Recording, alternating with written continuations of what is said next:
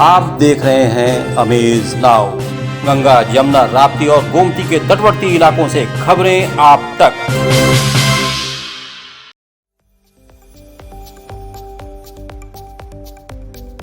नमस्कार, सत्य घटना के नए अंक के साथ मैं युक्ता।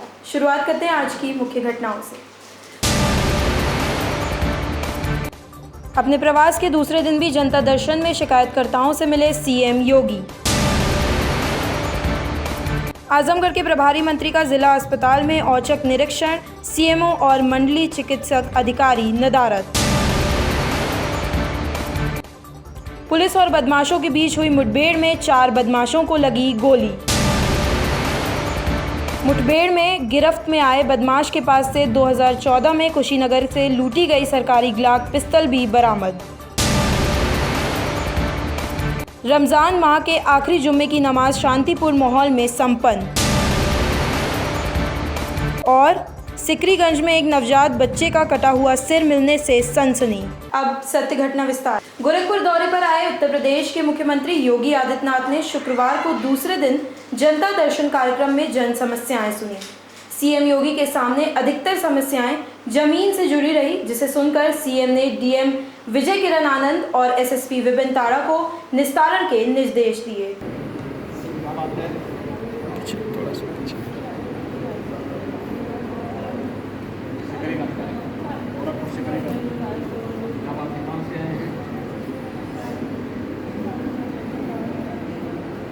मामला गोरखपुर के कैंट इलाके का है, जहां देर रात कैंट पुलिस और स्वाट विभाग की टीम के साथ बिहार के बदमाशों से मुठभेड़ हो गई। दरअसल वाहन चेकिंग के दौरान पुलिस ने 2 बाइक पर सवार 4 युवकों को रोकने का प्रयास किया तो उन्होंने पुलिस पर फायरिंग कर दी। जवाब में पुलिस द्वारा की गई फायरिंग में 4 बदमाश को पैर में गोली लगी, जबकि कुछ पुलिस वाले भी घायल हुए। पुलिस ने बदमाशों की पहचान बिहार के कटिहार निवासी हैरान, करण, वीरेंद्र और शिवा के रूप में की है। पुलिस ने इनके पास से असलहा भी बरामद किया है। पुलिस के मुताबिक चारों बदमाश देवरिया व बिहार से जेल जा चुके हैं। ये बिहार से आकर पूर्वांचल के विभिन्न जिलों में आकर लूट व टप्पेबाजी की घटना को अंजाम देते हैं। जनपद गोरखपुर में भी इनके द्वारा 4 घटनाओं को अंजाम दिया गया था। में पुलिस चेकिंग के दौरान पुलिस को 4 युवक 2 बाइक पर नज़र आए, जिनको कि रोकने का इशारा करने पर उन्होंने पुलिस पार्टी पर फायर किया। इस पर पुलिस पार्टी ने पीछा किया और उनकी घेराबंदी करके पुलिस के साथ उनकी मुठभेड़ हुई, जिसमें कुछ पुलिसकर्मी घायल हुए हैं और 4 बदमाशों को भी पुलिस की गोली लगी है। सभी घायलों का इलाज करवाया जा रहा है। ये चारों बदमाश जो हैं बिहार के कटिहार के रहने वाले हैं और यहाँ पर ये कुछ घटना करने के इरादे से आए थे। इनके पास से 2 पिस्टल और एक तमंचा बरामद हुआ है। जो एक पिस्टल बरामद हुई है वो ग्लॉक पिस्टल है, जो कि इन्होंने कुशीनगर से लेना बताया है। और इसमें जो अभियुक्त हैं वो पूर्व में जेल भी जा चुके हैं। गोरखपुर पुलिस ने देर रात हुई मुठभेड़ के बाद गिरफ्तार किए गए बदमाशों के पास से कुशीनगर जिले के जठा बाजार थाना क्षेत्र में पुलिस से छीनी गई ग्लाक पिस्तल भी बरामद की है। एसएसपी विपिन ताड़ा ने बताया कि बिहार के रहने वाले इन कुख्यात बदमाशों का आतंक इस कदर था कि इन्होंने 2014 में कुशीनगर जिले में सरकारी पिस्तल भी एक पुलिस इंस्पेक्टर से छीन ली थी। उन्होंने कहा कि पुलिस की इस बड़ी कामयाबी पर 1 लाख रुपए भी इनाम दिया गया। उन्होंने कहा कि इस बड़ी कामयाबी से अपराध पर अंकुश लगेगा।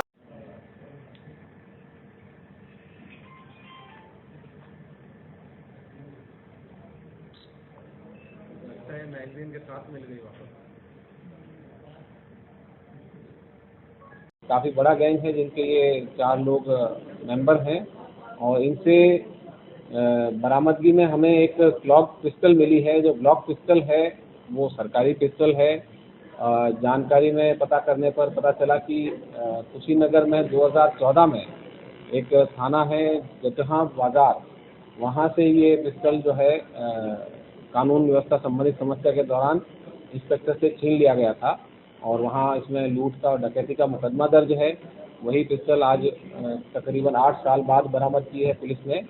और इसके अलावा इनसे एक और पिस्टल मिली है देसी और एक तमंचा मिला है। 50,000 रुपये लूट के बरामद हुए हैं, जो कि इन्होंने बड़लगंज में घटना करके एक दिन पूर्व ही छीने थे एक व्यक्ति से। इसके अलावा 2 मोटरसाइकिलें बरामद हुई हैं, जिसमें कि एक पे नंबर नहीं है, एक पे गलत नंबर पड़ा है। उनकी जांच अलग से करवाई जा रही है। इनके पास से हमें कुछ सिम कार्ड भी मिले हैं। जो सिम कार्ड हैं वो बंगाल और आसाम नंबर के हैं। उनकी जांच करवाई जा रही है, किस प्रकार से इन्होंने ये नंबर लिए और क्या इसका उपयोग ये कर रहे थे। फिलहाल इन सभी पक्षों की जांच की जा रही है। माह रमजान खत्म होने को है, ऐसे में आज अलविदा की नमाज विभिन्न मस्जिदों और दरगाहों पर अदा की गई। इसी क्रम में गोरखपुर के नॉर्मल इलाके में स्थित मुबारक खान शहीद की मज़ार पर अलविदा की नमाज रोजेदारों ने अदा की। इस दौरान सुरक्षा व्यवस्था काफ़ी चाक चौबंद रही। इस संबंध में रोजेदारों ने कहा कि वैसे तो इस माह के हर दिन की अहमियत होती है, लेकिन जुम्मे को हर दिन से अलग माना जाता है।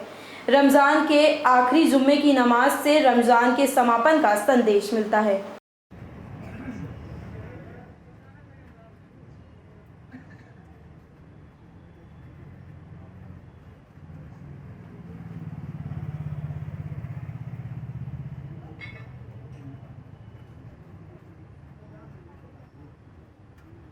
जी हाँ, हर साल की तरह इन साल भी अलविदा की नमाज़ अदा की गई। अल्लाह का शुक्र है बड़े शांति के साथ, क्योंकि दरगाह मुबारक खां शहीद में काफ़ी भीड़ होती है और अल्हम्दुलिल्लाह हर साल अमन व शांति के साथ नमाज़ अदा की जाती है और इन साल भी अदा की गई। मुल्क व मिल्लत के लिए, कौम के लिए और अपने शहर के लिए दुआ भी की गई। सारे लोगों ने आमीन भी कही। उत्तर प्रदेश सरकार में कैबिनेट मंत्री डॉक्टर संजय निषाद ने आज गोरखपुर के पादरी बाजार इलाके में स्थित अपने कैंप कार्यालय में लोगों से मुलाकात की।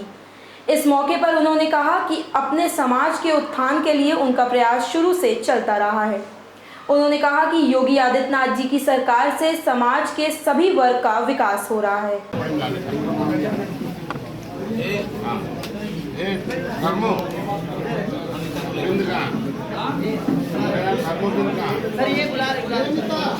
मैं और मेरा समुदाय और इस देश की जनता ये पूरे समुदाय का मैं संघर्ष कर रहा था, समुदाय का पालन और सेवा और 35 करोड़ की आबादी निश्चित रूप से जो भारतीय हमें मानी और जो योजनाएं दिल्ली और लखनऊ की उसे धरातल पर लाएंगे। हम लोग उसमें जो रुकावट होगा उसे हटाएंगे। वक्त हो चला है एक छोटे से ब्रेक का। शेष खबरें ब्रेक के बाद। Chhapadia diabetes and thyroid centre, Chhapadia hospital, Betiahata, Gorakhpur. Doctor Ankit Chhapadia, diabetologist, fellowship in diabetes from Royal College of Physicians, London and thyroid specialist द्वारा थायराइड के सभी तरह के इलाज और जांच उपलब्ध। डायबिटीज और उसके कॉम्प्लिकेशंस की जांच, इलाज की सुविधाएं उपलब्ध। न्यूरोपैथी की जांच, retinopathy, HbA1c, lipid profile, thyroid function test, hormone related सभी जांचें होती हैं। डाइटिशियंस और वेट मैनेजमेंट की सुविधा उपलब्ध। संपर्क करें Chhapadia diabetes and thyroid centre, Chhapadia hospital, Betiahata, Gorakhpur. Mobile number 8409967738 और 0551796013 Ashmita hospital multi speciality centre, Geeta Vatika road, Gorakhpur. प्रसूति, स्त्री इनफर्टिलिटी रोग विभाग, नवजात शिशु बाल रोग विभाग, हड्डी एवं जोड़ रोग विभाग, जनरल एवं लेप्रोस्कोपी सर्जरी विभाग, गंभीर एवं अति गंभीर रोगी विभाग, विशेषज्ञ चिकित्सक द्वारा इमरजेंसी सेवा 24 घंटे उपलब्ध। कम खर्च में बेहतर इलाज ही हमारी पहचान है। अपॉइंटमेंट हेतु संपर्क करें 9838463555। आधुनिक सुविधाओं से सुसज्जित OT, emergency, ICU ward, NICU ward, general और प्राइवेट वार्ड उपलब्ध। हमारा पता है अश्मिता हॉस्पिटल, पादरी बाजार चौक से 500 मीटर पश्चिम, गीता वाटिका रोड, गोरखपुर। ब्रेक के बाद आपका स्वागत है। चलते हैं शेष खबरों की ओर। आजमगढ़ जिले के प्रभारी मंत्री बनाए जाने के तुरंत बाद कैबिनेट मंत्री डॉक्टर संजय निषाद ने जिले के जिला अस्पताल का दौरा कर डाला। हैरानी की बात यह है कि जिस समय प्रभारी मंत्री का दौरा हो रहा था उस समय मंडलीय चिकित्सा अधिकारी डॉक्टर AK सिंह और CMO अपने कार्यालय से नदारद थे। जब आला चिकित्सा अधिकारी ही अपनी सीटों से नदारद होंगे तो क्या खाक सुधरेगी चिकित्सा व्यवस्था। फिलहाल जिला अस्पताल पहुंचने से पहले प्रभारी मंत्री का जोरदार स्वागत कार्यकर्ताओं ने किया। मीडिया से मुखातिब प्रभारी मंत्री ने कहा कि अधिकारियों को हिदायत दी गई है।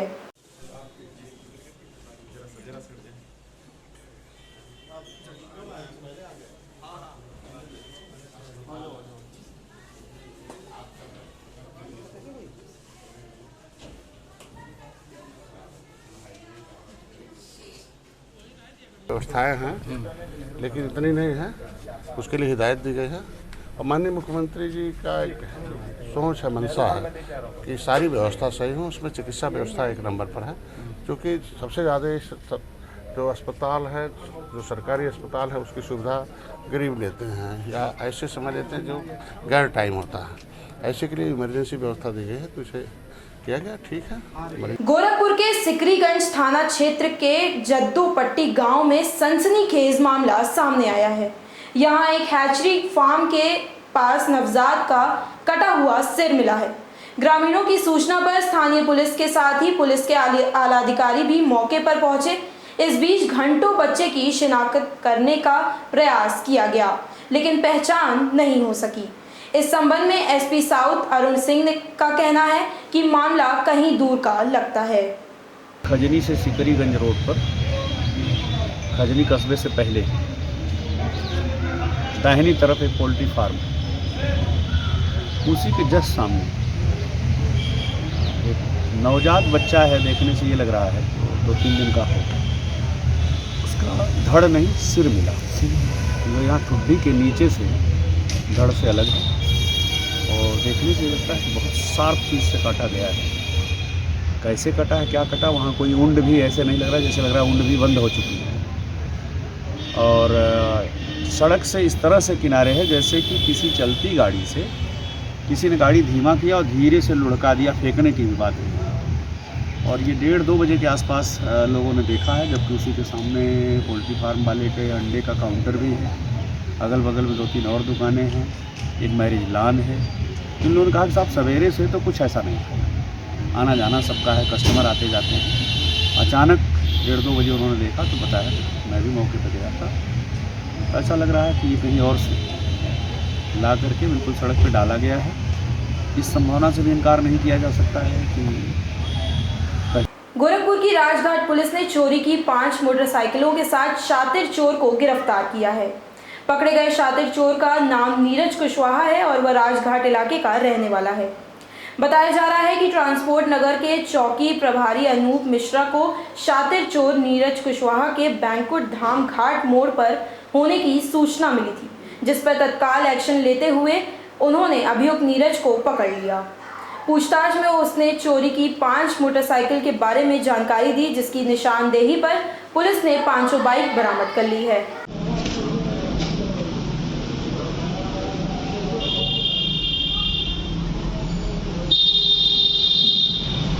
बीजेपी की फायर ब्रांड विधायक केतकी सिंह का एक स्वास्थ्य केंद्र पर चिकित्सक को फटकार लगाने का वीडियो सोशल मीडिया पर वायरल हो रहा है। दरअसल 25 अप्रैल को हड़िया कला गांव की एक लड़की के परिजन मोटरसाइकिल से सामुदायिक स्वास्थ्य केंद्र रेवती पहुंचे थे, जहां परिजनों को आशंका थी कि उनकी बेटी को सांप ने काट लिया। घटना में जब लड़की की असमय मौत की खबर क्षेत्रीय बीजेपी विधायक केतकी सिंह को लगी तो वो सामुदायिक स्वास्थ्य केंद्र पहुंची और मौजूद चिकित्सक को जमकर फटकार लगाया। वहीं इस मामले में केतकी सिंह का कहना है कि चिकित्सकों ने बिना फर्स्ट एड के ही बच्ची को रेफर कर दिया था, जिससे रास्ते में ही उसकी मौत हो गई। विधायक का आरोप है कि योगी सरकार में ग्रामीण इलाकों के स्वास्थ्य केंद्रों पर सभी सुविधाएं उपलब्ध कराई गई हैं, इसके बावजूद भी जिम्मेदार स्वास्थ्यकर्मी लापरवाही कर रहे हैं, जो अपने क्षेत्र में बर्दाश्त नहीं कर सकती। क्यों सरकार ने खड़ा किया? क्यों ये बिल्डिंग आप लोगों को सैलरी क्यों दे रही है सरकार? कहाँ से दे रही है? कोई मशीन छपी है? ऐसे लोगों की ना, ऐसे लोगों के टैक्स काट के और आप लोगों का जेब भरा जा रहा है और उनकी बच्ची मर जाती है। मेरे विधायक रहने का, तुम्हारे डॉक्टर रहने का क्या मतलब है? क्यों डॉक्टर यहाँ पे? 6 साल से तुम्हारे यहाँ कोई आया नहीं मरीज, सांप काटने वाले तुम लोग ने उसको सुई नहीं लगाई। आप लोग को सम्मान चाहिए, इज्जत चाहिए, सब चाहिए, अपनी जिम्मेदारी भी चाहिए। उस बच्ची की जिम्मेदारी कौन उठा रहा है? मुझे बताइए यहाँ पे कौन उठा रहा है उसकी मौत की जिम्मेदारी? मैं उठाऊं? मैं तो विधायक हूं, मैं तो नहीं बच सकती इस बात से। मेरी विधानसभा की एक बच्ची की जान मूल सुविधा की वजह से चली गई, मैं नहीं बच सकती इससे। बच सकते हो इस बात से। सरकार के अल्पसंख्यक कल्याण, मुस्लिम वक्फ एवं हज राज्य मंत्री मोहम्मद दानिश आज़ाद अंसारी ने बलिया जनपद के विशुनी मस्जिद में अलविदा की नमाज अदा की, जहां मीडिया से बातचीत में कहा कि हमने अपने प्रदेश और देश की तरक्की के लिए दुआ की है। जैसा अमन चैन प्रदेश में अभी बना हुआ है, आगे भी बरकरार रहे। भारत को विश्व गुरु बनाने के लिए हम सभी ही सहभागिता होनी चाहिए। प्रदेश की तरक्की में सभी का योगदान है।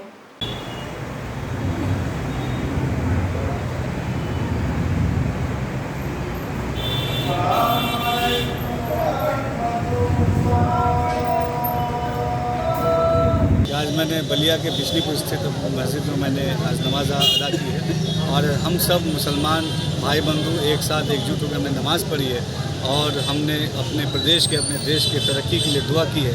हमने दुआ की है कि जैसे अमन चैन अभी हमारे प्रदेश में है, आगे ऐसे ही बरकरार रहे और हम सब मिलकर हंसी खुशी अपने समाज को आगे ले जाए। बलिया में बेखौफ खनन माफियाओं के तांडव से ग्रामीण भयभीत हैं और पुलिस मौन है। स्थानीय पुलिस और खनन विभाग का खेल का परिणाम सफेद बालू पर डाका डालने की करतूत बदस्तूर जारी है। यह तस्वीर फेफना थाना क्षेत्र के थमनपुरा गांव का बताया जा रहा है, जहां ग्रामीणों ने खुद रात में हो रहे खनन के खेल का वीडियो बनाकर वायरल कर दिया है। पिछले दिनों नरही थाना क्षेत्र के सोहाव ब्लॉक के सामने गंगा में अवैध बालू खनन की वीडियो बनाने पर पत्रकार के साथ मारपीट की घटना के साथ मोबाइल तोड़ने और पैसे छीनने की घटना सामने आई थी। लेकिन जिला प्रशासन खनन के खेल में शामिल खनन माफियाओं पर नकेल डालने में शिथिल पड़ती दिख रही है।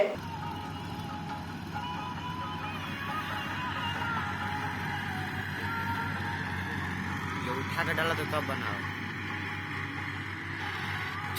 चल दे बस्ती में जमीनी विवाद के मामलों को सुलझाने के लिए डीएम सौम्य अग्रवाल ने एक नई पहल की है। इस पहल का नाम ऑपरेशन भू समाधान रखा गया है। इसको डायल 112 से जोड़ा गया है। डायल 112 पर भूमि संबंधित शिकायत करने पर ऑपरेशन भू समाधान टीम तत्काल एक्टिव हो जाएगी।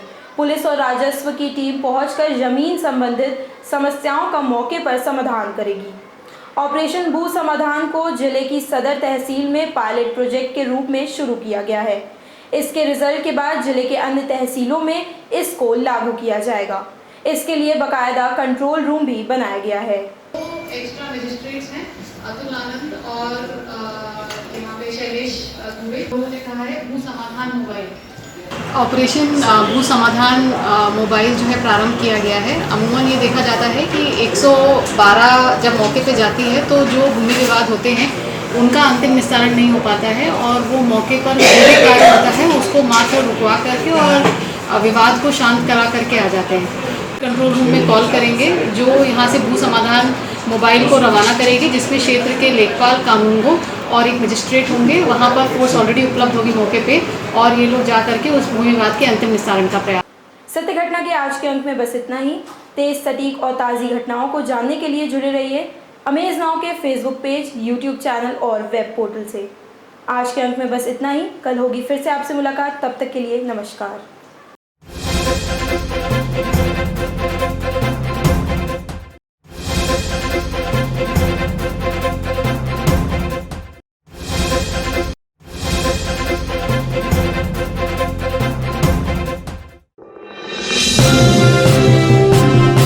आप देख रहे हैं अमेज नाउ। गंगा, यमुना, राप्ती और गोमती के तटवर्ती इलाकों से खबरें आप तक।